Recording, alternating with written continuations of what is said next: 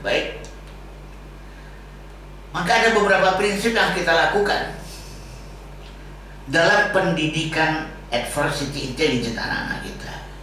Kecerdasan dalam menghadapi bencana. Satu, yakini Allah itu maha hidup, berdiri, mengurus makhluknya. Allah itu gak pernah membiarkan kita sendirian. Allah itu gak pernah membiarkan anak kita sendirian dalam menghadapi kerasa hidup. Gak, dia bantu kok. Kalau masih ingin mendapatkan pertolongan Allah, kita memang harus menjalani jalan perjuangan. Karena pertolongan Allah itu dekat dari puncak penderitaan hambanya. Ala inna nasrallahi qarib. Sesungguhnya pertolongan Allah itu amat dekat. Dekat dari mana? Dekat dari puncak penderitaannya. Allah nggak abai, Allah nggak mendiamkan, Allah nggak nyuekin. Allah memberikan pertolongannya. Allah akan memberikan keajaiban-keajaibannya.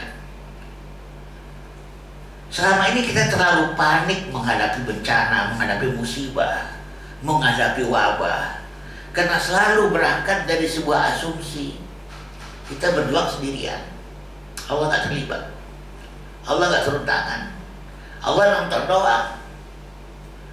Allah nggak pernah nonton doang. Allahu la ilaha illa wal hayyul qayyum la ta'khudhuhu sinatun wa la naum.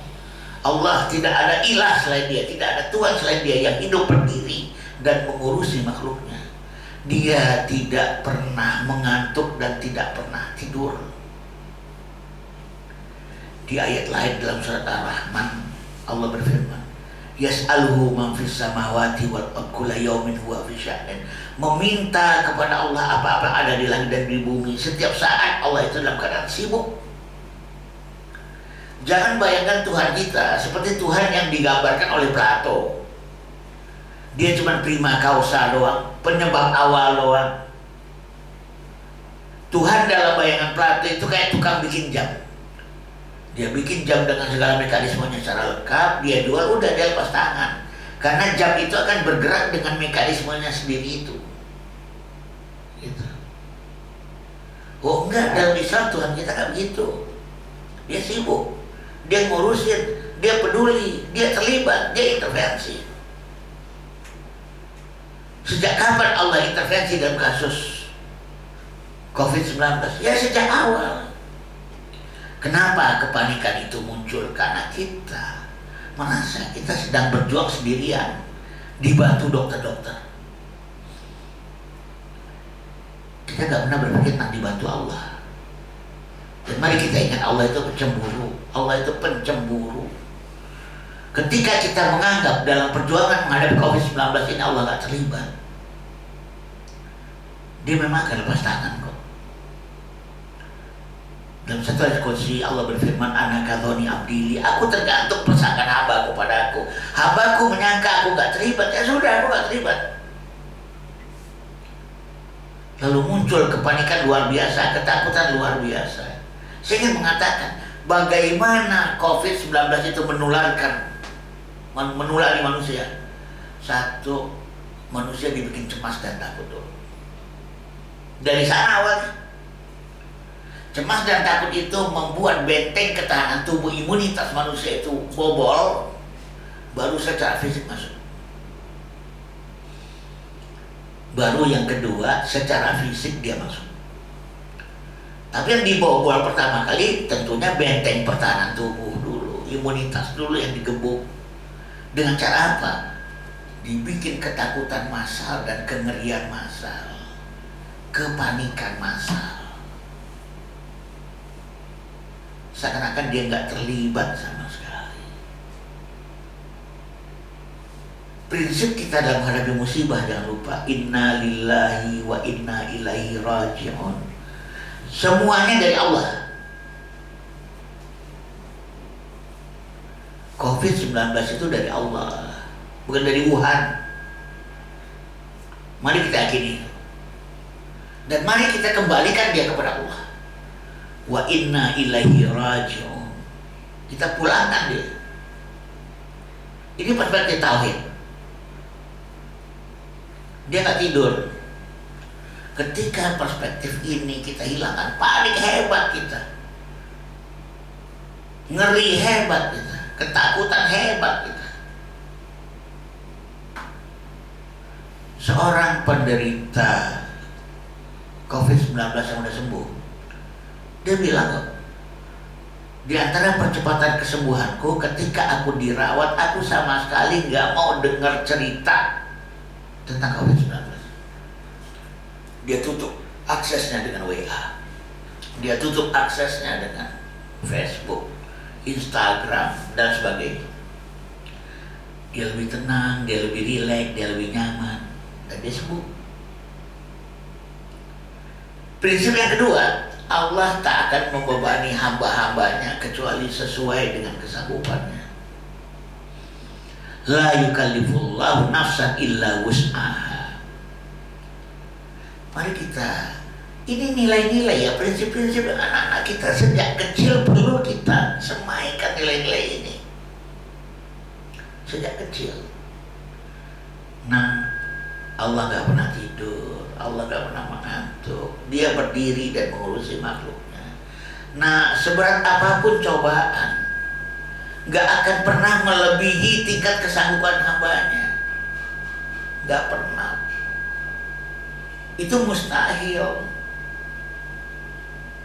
Kalau sekarang ada musibah yang namanya COVID-19 ya, Allah tak akan membebani kita kecuali sesuai dengan kesanggupan kita untuk mengatasinya.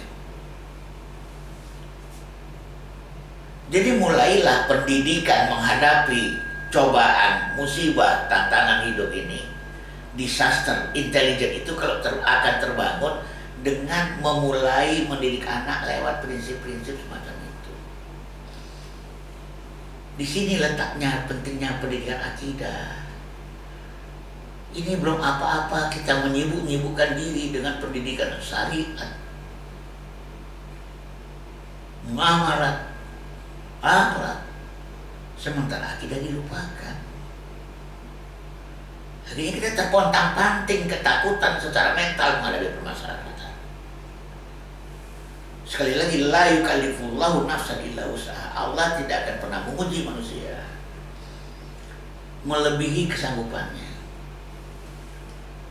Juga kurang dari kesanggupannya juga enggak pas.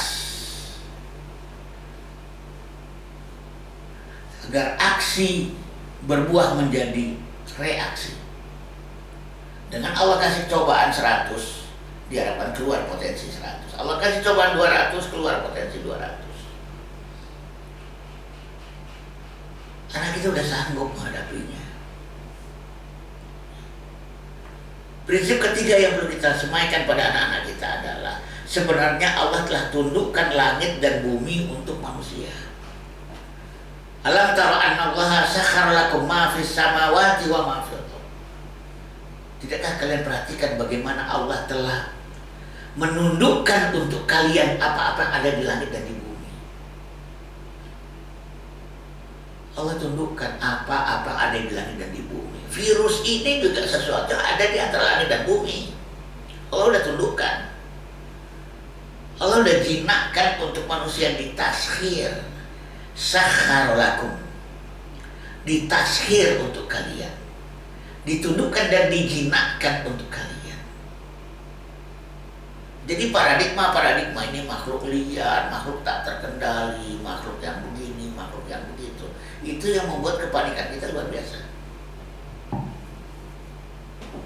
Memang Allah kasih cobaan, Allah kasih ujian, Allah kasih musibah, Allah kasih permasalahan, tetapi selalu dengan kaidah-kaidah ini, bahwa dia terlibat, membantu, menolong. Allah gak akan membebani melebihi kesanggupannya. Dan kemudian Allah telah jinakkan, Allah telah tundukkan apa-apa di langit dan di bumi buat manusia. Walaupun mereka hadir lebih dulu daripada manusia di alam semesta, tapi mereka dihadirkan untuk manusia. Alam tara annallaha sakhkhara lakum, sengaja lakumnya ditarik ke depan untuk memberikan penegasan benar-benar ditundukkan untuk kalian ya manusia ya. Gak serem-serem amat kok. Ketakutan-ketakutan berlebihan itu yang disampaikan pada kita, itu yang menyebabkan bobol daya tahan tubuh kita. Sementara orang-orang yang optimis, orang-orang yang baik sangka, orang-orang yang bahagia dan ceria, justru serotonin dan dopaminnya bagus dan daya tahan tubuhnya bagus. Prinsip keempat adalah sesungguhnya bersama kesulitan itu terdapat kemudahan. Ini juga perlu anak-anak kita di alam bawah sadarnya dia mesti sadar. Inna ma'al usri yusra, fa inna ma'al usri yusra, inna ma'al usri yusra. 2 kali Allah sebut. Maka sesungguhnya bersama kesulitan itu ada kemudahan, dan bersama kesulitan itu ada kemudahan. Bukan sesudah kesulitan loh ya, bersama kesulitan. Kan ayatnya tidak berbunyi inna ba'dal usri yusra, kan enggak. Sesudah kesulitan ada kemudahan, kan bukan itu. Tapi bersama kesulitan ada kemudahan. Bersama, within. Ya. Ketika Allah menyebutkan usri itu pakai alif lam, inna ma'al usri pakai alif lam. Tapi yusra nggak pakai alif lam, yusra gitu doang. Nggak ada ayat yang berbunyi inna ma'al usril yusra, nggak ada. Yang ada adalah inna ma'al usri yusra.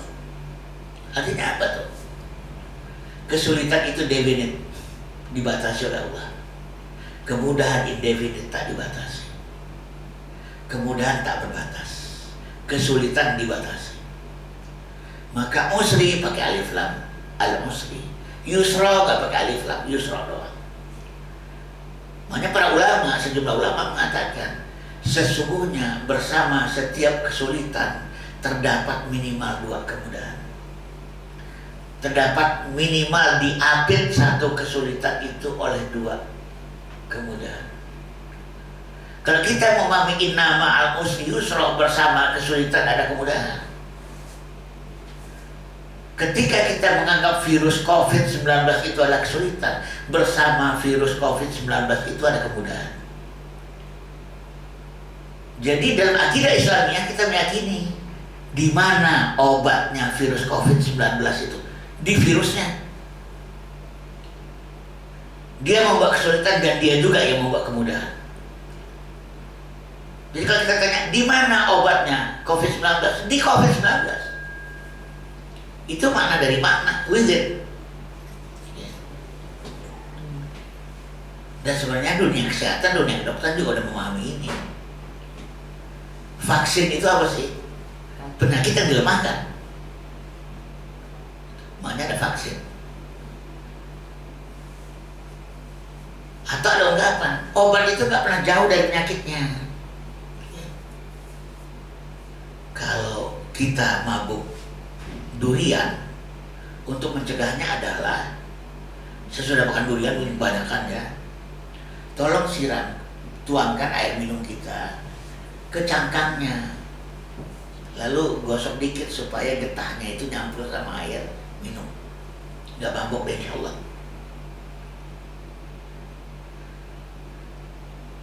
Digambarkan oleh Rasulullah, kulli da'in dawaun, tiap penyakit ada obatnya. Penyakitnya disebut da'in, obatnya disebut dawa. Itu kan akar rumpun katanya sama, itu da'in dawaun. Artinya memang betul. Di mana obat dari penyakit? Di penyakit itu. Kalau kita mengimaninya, ya. Nah gitu.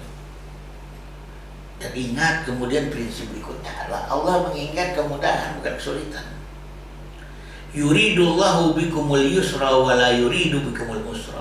Allah menginginkan kemudahan bagi kalian bukan kesulitan.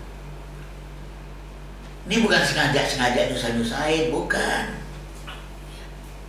Ini bukan sengaja bikin manusia itu kerepotan, bukan. Allah menginginkan kemudahan, bukan kesulitan. Kalau kita sekarang sedang berhadapan dengan sebuah musibah, virus, Ada kemudahan-kemudahan yang Allah inginkan sesudah ini. Bahkan bukan sesudah ini saja, sekarang ini. Ya. Nah begitu. Saya misalnya selama ini terlalu sibuk tiap kemari, ngisi seminar, training, workshop, ceramah. Dengan adanya virus ini, jadwal-jadwal saya itu relatif kosong, batal. Waktu saya banyak sekarang. Rupanya Allah ingin kasih kemudahan. Dengan waktu yang banyak ini mungkin saya bisa bikin buku, nulis buku ya. Selama ini saya nggak sempat nulis.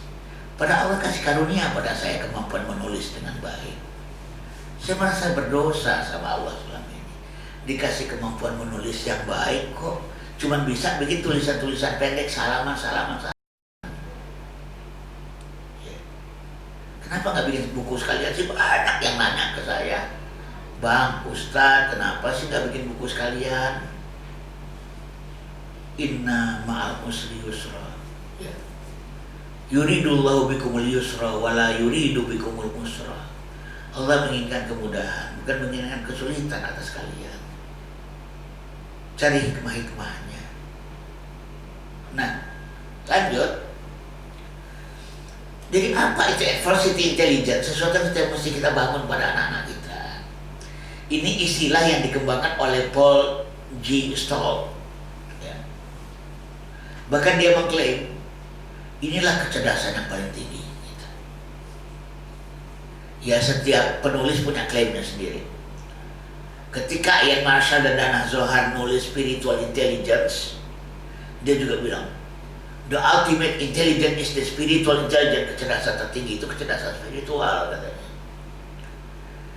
Ketika Goldman bikin buku namanya Emotional Intelligence, dia katakan justru 80% kesuksesan manusia itu emotional intelligence. Nah, yang 20% itu disumbang oleh intellectual intelligence. Tapi ya nggak terlalu salah-salah juga sih sebenarnya.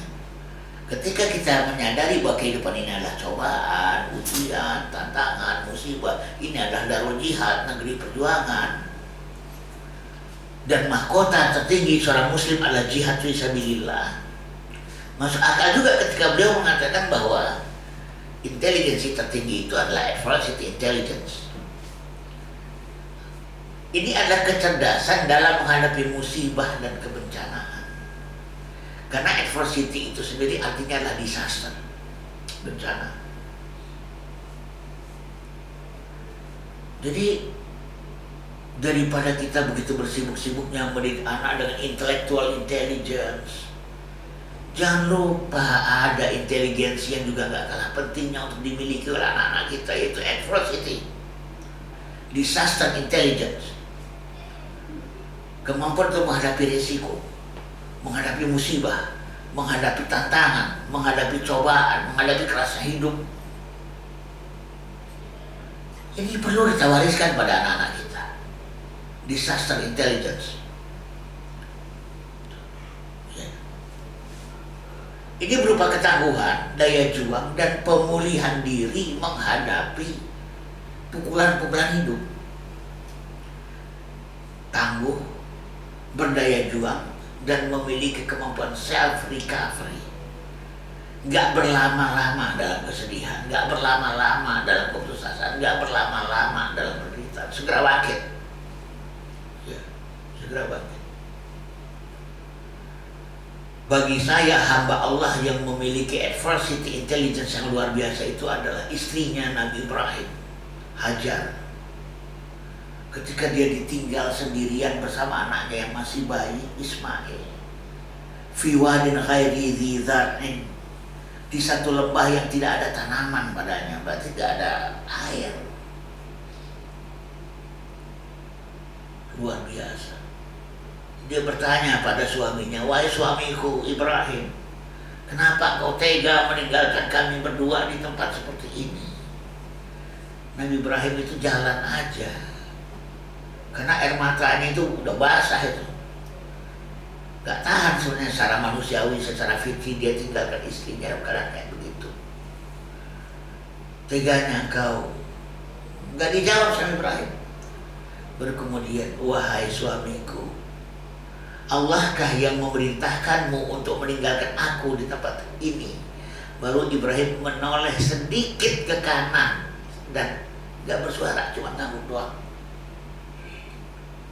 Kalau begitu, berangkatlah wahai suamiku. Sesungguhnya Allah tidak akan menyia-nyiakan kami berdua. Keyakinannya tinggi. Ya. Karena ini ya, siap menghadapi bencana, tekanan, musibah, dan dia upayakan.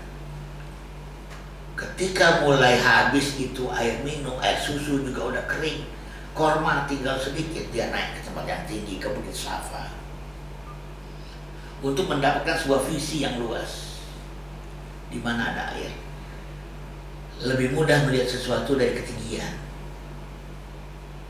Ternyata dia lihat di Bukit Safa ada air, dia samperin, ternyata cuma fata morgana. Ngelihat lagi ke dari Marwah, ngelihat ke Safa, kayaknya ada air, dia samperin lagi Safa, ternyata cuma fata morgana.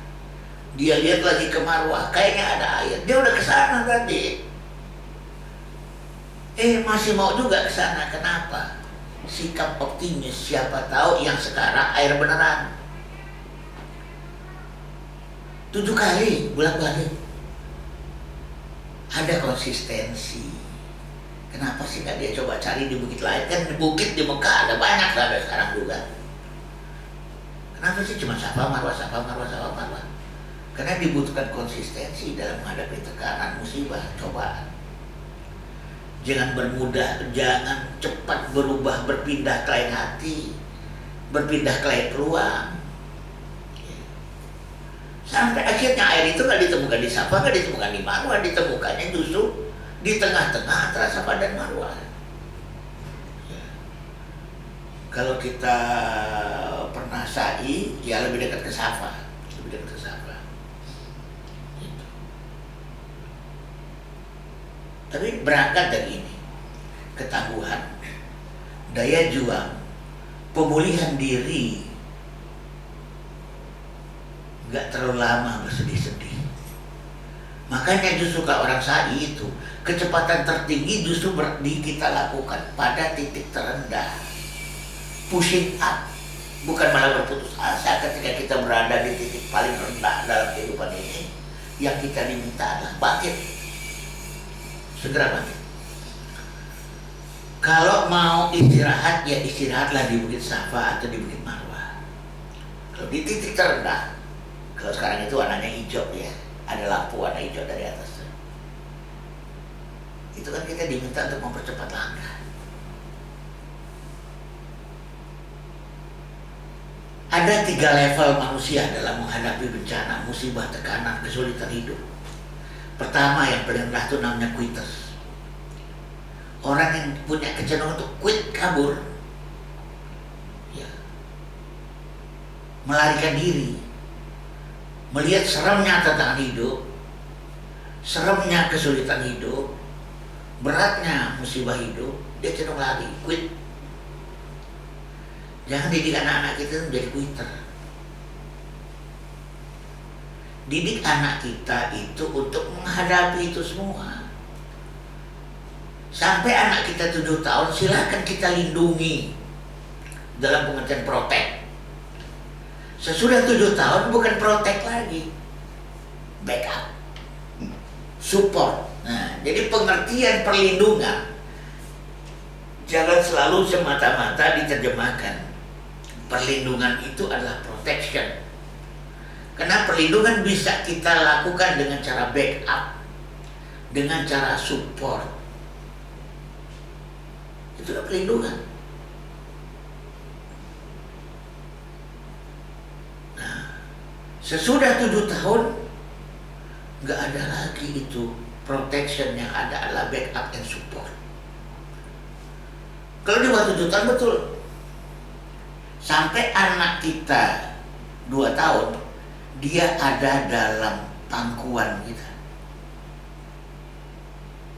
2 sampai 5 tahun, ya, dia ada di dalam genggaman tangan kita. 5 sampai 7 tahun dia ada dalam pengawasan mata kita. di bangku, dituntun, diawasi. Sesudah itu berjuang, ya. Berjuang. Gak ada lagi kata protection 7 tahun ke atas. Yang adalah support, backup, cover, pulihkan, ya, recover. Makna pelindungan itu ada banyak tuh. Tidak semata-mata protection, bisa covering, recovering. Ya sudah, kalau dia udah babak belur ya peluk, semangati, kuatkan lagi, motivasi lagi. Besoknya tepuk lagi pantat tangan kita, berjuang wahai mujahid. Datang dia ke Jingga, dikerjain di Jingga, babak belur lagi, pulang lagi, peluk lagi.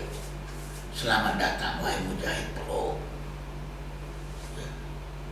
Semangati lagi, kasih motivasi lagi, recovery lagi. Besok tepuk lagi pantatnya, berangkat mujahid, babak belur lagi di sini. Jadikan Jingga ini sebagai kawasan dari muka. Nah, pembasuh lukanya adalah para budanya di rumah. Basuh lukanya. Cover and recover. Ya, cover and recover. Level kedua campers. Ya, level kedua campers. Dia berjuang. Tapi berjuangnya setengah-setengah, mediocre. Begitu sampai di pos 1, ini ibarat naik gunung ya. Jadi kalau quitter itu melihat tingginya gunung aja udah ketakutan tuh quitter tuh. Kalau camper dia masih mau naik gunung. Begitu di pos 1, wah, pemandangan udah cakep, angin sepoi-sepoi, mulai pasang tenda. Nah, mulai camping dia. Camping, api unggun, ya, kambing guling gitu kan. Nah, udah istirahat di situ, gak pernah naik lagi. Lah lumayan lah, mereka para mediocre ini selalu merasa lumayan lah pos 1, lumayan lah pos 2, lumayan lah pos 3. Padahal puncak gunung itu ada di pos 5. Keputusasaan manusia kalau dia naik gunung itu pertama di awal, di tengah, di akhir. Di awal karena mereka masih menyesuaikan kakinya dengan tanjakan. Di tengah karena puncak masih jauh, sementara start udah jauh. Dan goda terakhir adalah menjelang puncak. Kalau tubuh udah kelihatan, kaki udah gak usah diangkat, manja. Mana ada manusia-manusia dalam adversity intelligence tipenya tipe campers, tipe ya udah lumayan kayak gitu ya. Orang yang kemudian kalau udah sampai di comfort zone-nya nggak pernah mau keluar dari comfort zone. Makanya kalau dalam prinsip naik gunung itu kan gitu, sampai di pos 1 jangan lama-lama istirahat dan jangan duduk, diam dan berdiri gitu ya. Begitu udah duduk, oh benar susah banget tuh berdirinya tuh kalau udah duduk. Saya prinsip dulu kalau naik gunung gitu, di pos manapun. Nah di pos 3 biasanya istirahat makan gitu ya, lamaan dikit. Godaannya selalu seperti itu. Nah yang paling tinggi dalam adversity intelligence itu adalah para climbers. Seorang pendaki, seorang pemanjat, dia nggak akan puas kecuali kalau sampai puncak. Manusia paling rugi itu manusia nanggung soalnya. Kalau quitters kadang-kadang ada untungnya juga, karena dia udah gak keluar tenaga kan, udah lihat puncak tinggi juga ada kabur. Ngapain sih naik gunung? Emang di atas ada McD apa gitu lah. Tapi kalau ini kan dia sampai puncak. Manusia nanggung, manusia mediocre, kadang-kadang tuh paling kasihan gitu. Ya, mau turun udah kejauhan, mau naik masih jauh. Dan di tengah-tengah juga kadang-kadang belum bisa lihat apa-apaan gitu ya. Makanya dalam Islam dikatakan orang-orang yang muzabzab, yang zigzag ya. Yang la ilaha ulai wa la ilaha ula ya, ke kiri enggak, ke kanan enggak, serba nanggung lah gitu ya. Mereka itu yang barangkali malah ulai kaumul kafiruna. Hakko. Mereka adalah orang-orang yang kafir sekafir-kafirnya gitu. Yang ngezigzag begitu tuh. Innalladzina amanu summa kafaru summa amanu summa kafaru summa zdadul kufra gitu ya. Sebenarnya orang yang beriman kemudian dia kafir, kemudian beriman, kemudian kafir lagi, dan tambah-tambah kekafirannya. Itu lebih banget. Mediocre ini kasihan. Nanggung. Maka yang paling tinggi itulah para climbers. Kalau ingin menjangkau sesuatu, sampailah di tujuan. Kalau ingin ke puncak, sampai puncak. Ya. Supaya nggak nanggung. Kasihan gitu, perjuangan udah banyak, tapi puncak nggak tercapai. Ketahuan dengan tidur aja gitu. Apakah orang yang sudah sampai puncak itu kemudian akan berdiam diri? Enggak, para climbers itu akan mencari puncak yang lebih tinggi lagi. Di atas gunung ada gunung, di atas langit ada langit, di atas yang berilmu ada lagi yang lebih berilmu. Wa fawqa kulli dzi ilmin alim, di atas yang berilmu ada lagi yang lebih berilmu. Di atas puncak ada puncak, di atas langit ada langit. Dia tak akan berhenti mendaki. Manusia-manusia sukses adalah manusia-manusia tipe climbers ini. Buat tantangan, cobaan, musibah di perjalanan banyak sekali. Jangan ditanya. Sebagian besar sebenarnya cobaan mental. Lebih daripada sekedar cobaan fisik. Sama kayak COVID-19 ini. Cobaan terbesarnya apa sih? Cobaan mental. Secara fisik sebenarnya kita masih bisa mengcover masalah ini. Tapi kalau mental sudah rapuh, daya tahan tubuh menurun, imunitas menurun. Nah, kita lanjut. Maka kemudian